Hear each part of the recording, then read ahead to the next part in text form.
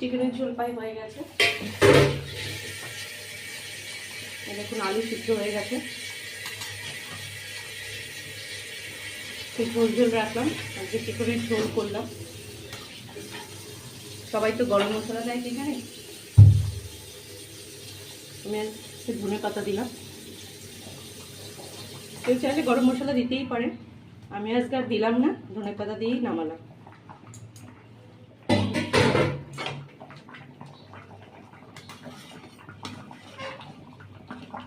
এরকম ঝোল আর গরম ভাত খেতে হেভি লাগবে। এরকম পাতলা ঝোল রান্না করে দেখবে, খেতে ভালোও লাগবে, পেটেও ভালো থাকবে, সব কিছু ভালো থাকবে, শরীর সুস্থ থাকবে। তেল কম দিয়ে রান্না করাই বেশি বেটার। হয়ে গেছে, এবার গ্যাসটা বন্ধ করে দিলাম। কমপ্লিট চিকেনের ঝোল, দেখুন কত সুন্দর লাগছে কালারটা। খেয়ে দেখবেন, এরকম করে রান্না করে দারুণ লাগবে। এখন এটাকে গরম গরম ভাতের সঙ্গে পরিবেশন করার জন্য রেডি আছে।